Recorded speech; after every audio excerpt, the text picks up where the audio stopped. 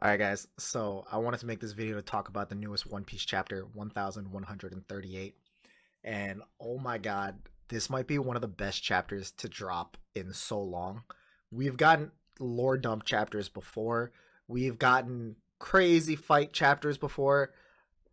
I I honestly think this is one of the best chapters that Oda has dropped in the last couple years. The amount of just everything from this chapter is 10 out of 10. This is probably, like I said, one of my favorite chapters to have dropped in the last couple years. So let's just jump right into it. So the first thing is the reveal, continuation from the reveal of last chapter of Shamrock. It's crazy. Shamrock officially said that Shanks is his younger twin brother. It's official, it's on there now. But there is one thing that Shamrock said that definitely blew my mind is where he says at one point he did return to the Holy Land, but it seems he grew too attached to the filthy world of the surface, obviously referring to not Marijoa. So Shanks did visit Marijoa once, he says. Now, when was that? I think it could be one of two times. Either the time where the Shanks figure was talking to the five elders, the Gorosei, and saying, there's a certain pirate I want to talk to you about. I think that is kind of like the obvious answer there. Or another one I think it could be is possibly Roger knew of Shanks's origin, how Shanks is originally a elder. And thus he told Shanks, hey, you're a celestial dragon. And then so after Roger's death, maybe when Shanks grew a little bit older, he went to Marijoa to like talk to them and figure out his family lineage. Obviously, he knows the celestial dragons are terrible people, but maybe he thought like, oh, they're my family. They can't be that bad. Kind of like how Dofi returned back to Marijoa to plead his case to become a celestial dragon again, but they denied him. Maybe it was the opposite though. Maybe they were like, hey, you want to come back? And Shanks said no. Because that's kind of how I'm interpreting it. It seems like they invited him there, but Shanks rejected it because he enjoys the world better than the Celestial Dragon world. And so we get that dump that confirms that Shanks is a Celestial Dragon, by blood at least. But then Shamrock reveals something crazy, that he has the Cerberus Devil Fruit. Or I guess not Shamrock himself, but his sword. And I'm guessing his sword is called Cerberus, another mythological creature that his sword is named after, kind of like how Shanks' sword is called Griffin. I don't know if Shanks has a devil fruit in his sword, but we know that Shamrock does, and he has the Cerberus fruit in his sword, which does kill all the theories that Blackbeard has the Cerberus fruit. I know there were so many theories that Blackbeard is actually the Cerberus, and that Blackbeard has the Cerberus fruit. That's why he can have multiple devil fruits. That kind of kills this theory entirely because Shamrock has this Cerberus fruit. Then we get to see Shamrock whip it out, do some crazy shit, stab Loki, and then he dips out. And while they're dipping out, Shamrock does say something interesting. He says, we'll need an extra person. I'm assuming he's talking about another Holy Knight. That's the safe assumption we're making here. And Gunko says, I understand. Who should I call? So we're definitely getting another Holy Knight reveal. I think it's crazy we're going to get 3 Holy Knight reveals in this arc. Kind of like how last arc in Egghead, I didn't think we were going to see all 5 elders pull up, but yet we did. I kind of see this as Oda trying to just quickly introduce us to these endgame characters because we are in the end phase of One Piece. Granted, it's been a few years, but we are in that end phase now. And so he's quickly trying to introduce us to these characters that are going to be important to the end phase, I believe. And we do know the Holy Knights are going to play an integral part. Dragon even said so himself when he said something along the lines of, you know, when they mobilize them, the Holy Knights.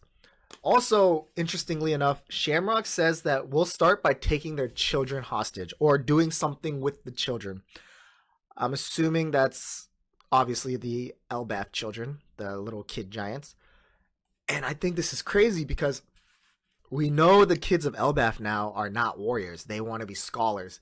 So it's going to be so much easier for them to take him hostage. I wouldn't be surprised to see Shamrock using some underhanded tactics, like pretending to be Shanks to get them to pull up.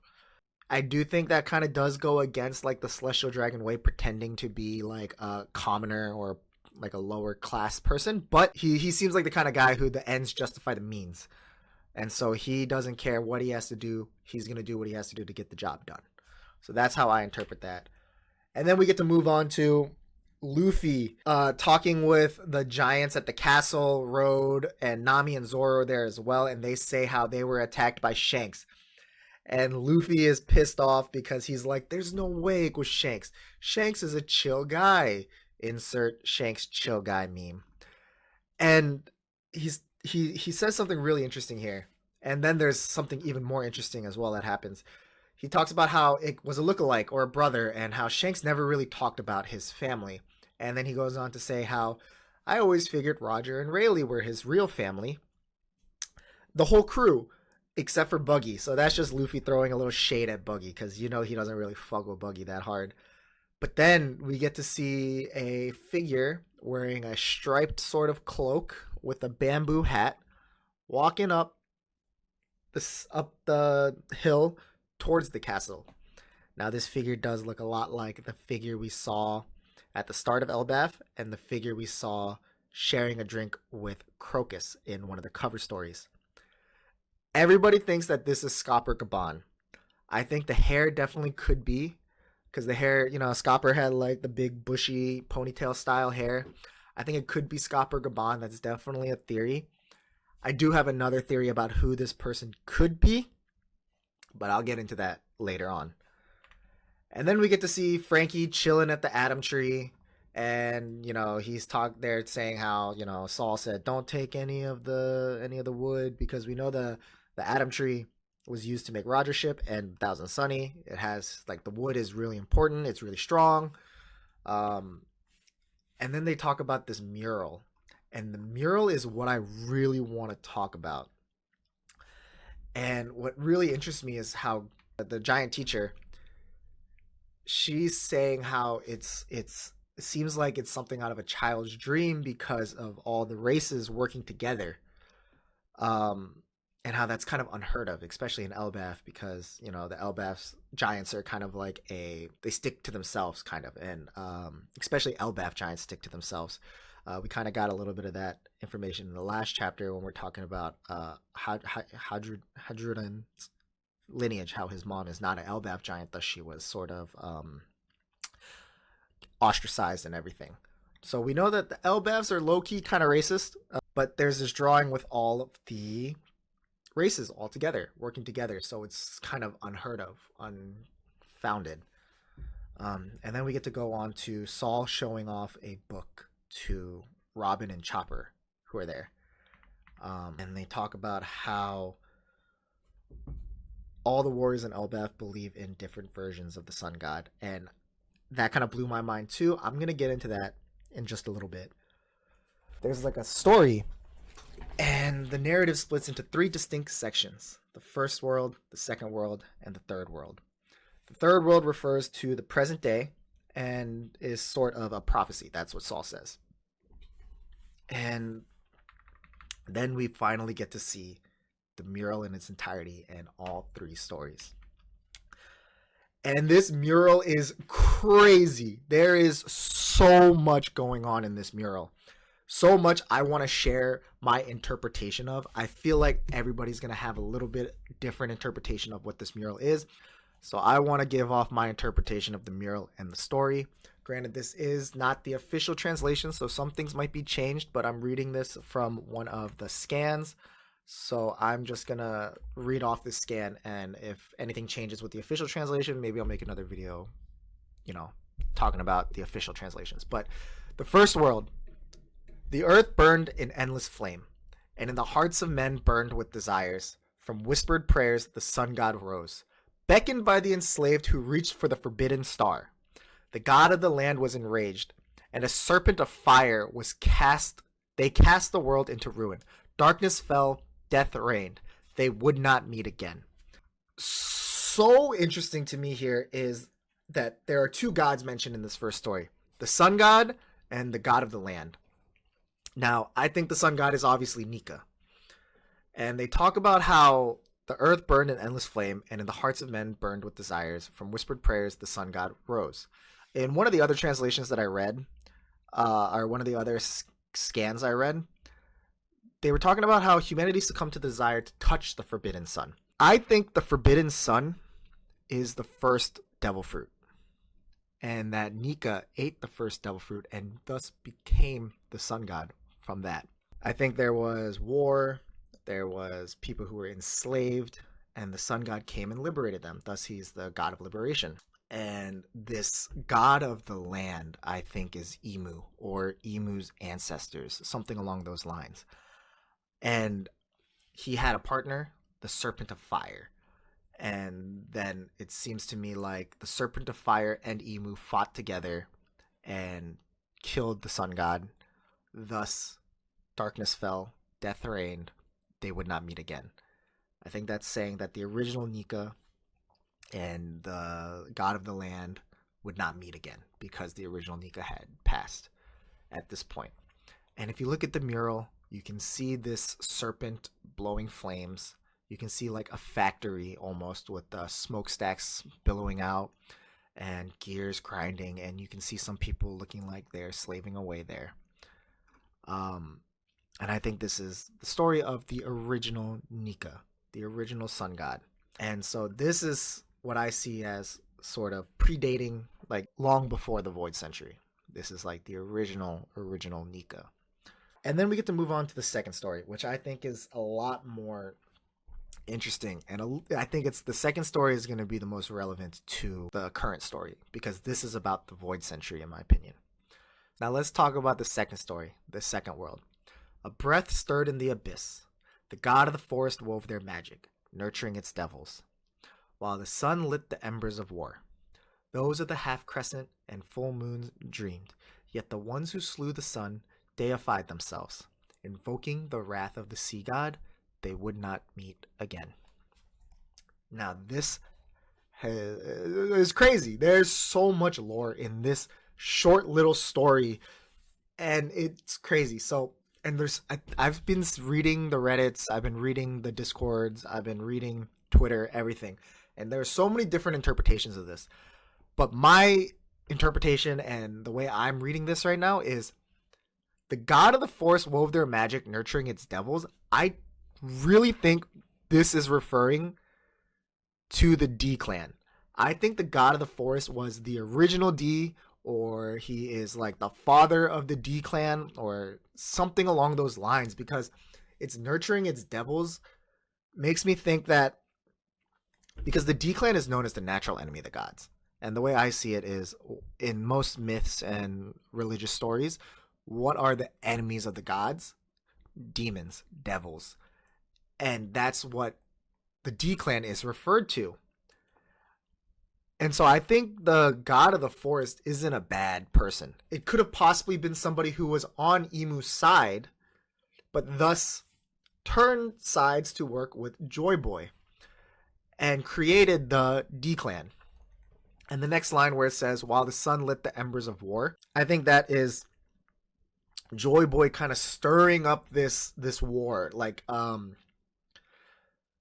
sparking the embers of rebellion in a sense.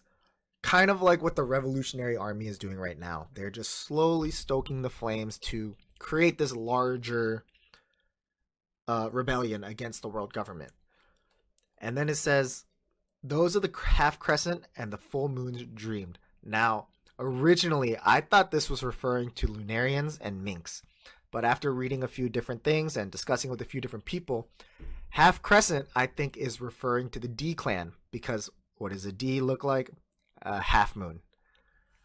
And the full moons, I think, could be referring to the Lunarians. And I think the Lunarians and the D clan were interconnected in some sort of way.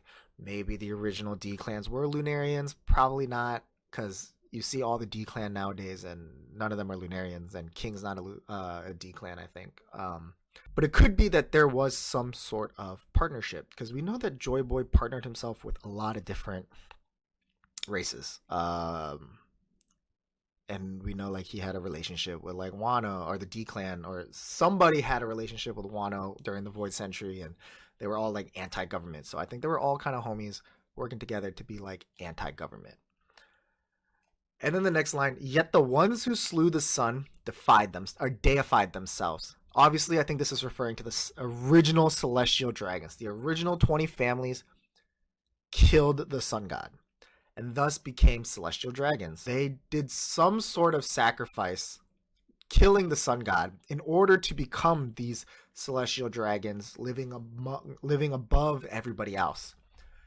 And it says here, and then the next line says, invoking the wrath of the sea god. I think this is referring to the original Poseidon and Joy Boy, because Joy Boy had made a promise to the sea god, Poseidon, and he wasn't able to fulfill said promise because of his untimely death. And thus the sea god was enraged. The sea god was mad. They would not meet again. Again, I think this is referring to Joy Boy and Poseidon not being able to meet because Joy Boy had died. So if you look at the second mural, you can see these figures ascending above, holding some sort of sacrifices, it looks like, or holding some sort of offering as they ascend above. And if you count those people, there are 19 of them. I think this is referring to the original 20 kingdoms who became celestial dragons. But if you notice, there's only 19, because we do know that the Nefertari family did not join the 20 kingdoms as they ascended above. But if you look to the left, you'll see like an angel figure. A lot of people think this might just be a Skypean or something like that, but I think this is supposed to be representative of Lily, who never returned to Alabasta, and I think she died. I think Emu possibly killed her, and that's supposed to be representative of her ascending or dying and becoming an angel. And then to support my theory earlier about how I think the god of the forest is a good guy, if you look in the mural, you'll see what I'm assuming is the god of the forest in the middle. This bird-like creature descending from above, and it's blowing fire back at what seems like the serpent. And to me, it almost kind of looks like when like two blasts are like meeting in the middle and their strength is like comparable. I think he's fighting the serpent. That's how I interpret the image as. That this god of the forest is fighting this serpent of fire. Now let's move on to the third world, the third story, where it says, chaos reigns. The world drifts in a void, yet time does not erase the memory of the promised day. Its shadow looms as the voice of the half-moon echoes through the ages. And once more the sun god shall rise, laughing, dancing, guiding the world to its final act. The sun is reborn, a new dawn will break. Surely, this time, they will meet. Now, this is more prophetic than anything else. This is kind of talking about what's going to happen. And I think this is pretty much how the rest of One Piece is going to go, or at least how the final arc of One Piece is going to go. Chaos reigns. That shows that the current times we live in right now are technically chaotic times. Yet the world drifts in a void. I think this is talking about the Void Century as well. Yet time does not erase the memory of the promised day. Now, how I read this is, no matter how much time passes, the story of Nika, the story of this prophecy is still being spread throughout the world. Whether it be through like myths or stories or just, people talking kind of thing. But I also think this is referring to the fact that Emu himself is never going to forget that this promised day is on its way. This is Emu kind of like just still lingering on the fact that, oh my gosh, one day Joy Boy Nika is going to come back and fucking wipe my shit. And I think that's definitely true, because we know that Emu is still lingering on this fact. Like, he even went over to the big freezer thing, opened that shit up, and saw a giant straw hat. And we know that he's like looking at the pictures of Vivi and Blackbeard and Luffy and just kind of being like, whoa, what? Like, I think he's just like, oh shit, these are the reincarnations. These are the folks that are gonna fuck some shit up. The next line where it says, its shadow looms as the voice of the half moon echoes through the ages. I think this is just kind of saying how Emu is in the shadows, as the half moon, the D clan, is still around, still kind of like causing problems for Emu and the celestial dragons, the Gorosei, etc. All those people. And then it says, "Once more the sun god shall rise, laughing and dancing." This obviously is referring to our boy Luffy, who is the sun god. He has the Nika fruit, and he is always laughing, kind of dancing, and being very joyful in general. And it's saying that Luffy's gonna guide the world to its final act. I think obviously this is talking about Luffy eventually defeating Emu, and the sun is reborn. A new dawn will break. I think a new dawn breaking is talking about the red line falling. There's been theories about the red line falling and crumbling for ages, and I think this is kind of solidifying that. And then the final line, "Surely this time they will meet." I think I see this as like two different interpretations. Either, "Surely this time they will meet," I think could be saying that the sun god will survive this time. The sun god will live and be able to meet their friends, meet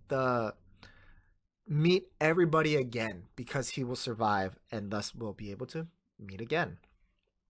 Or it's talking about how finally Nika can 1v1 Emu, because a lot of people are interpreting the first two as Nika Joy Boy wasn't able to actually fight Emu because he got wiped by other people before he could get there. And so some people are interpreting this as saying that this time he will be able to meet Emu and will be able to 1v1 fight him.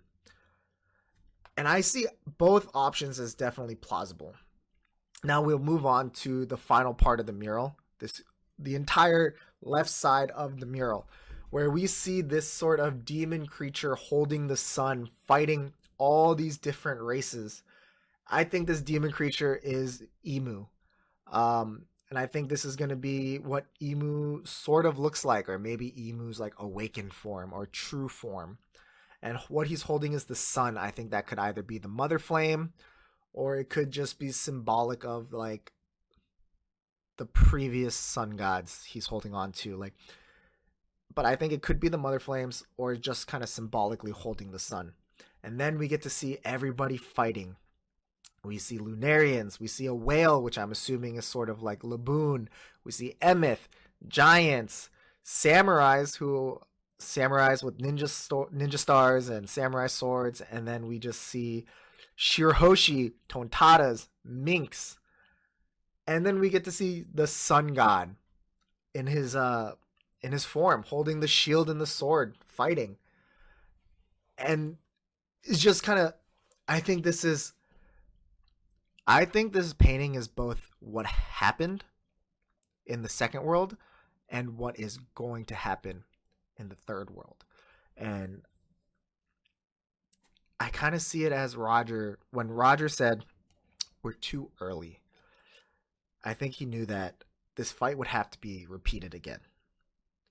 But there was no Nika yet. There was no sun god yet. So he knew he was too early because it hasn't been born yet. I think the second world and this third world, there's going to be a lot of parallels, which we've already seen throughout the story. But it's like the second world is kind of like you were almost there. You were right there at the finish line, but you couldn't cross it. And this third world where you learn from your mistakes, you're ready, and now you smash it. You're going to crush that shit. That's kind of how I'm interpreting everything right now.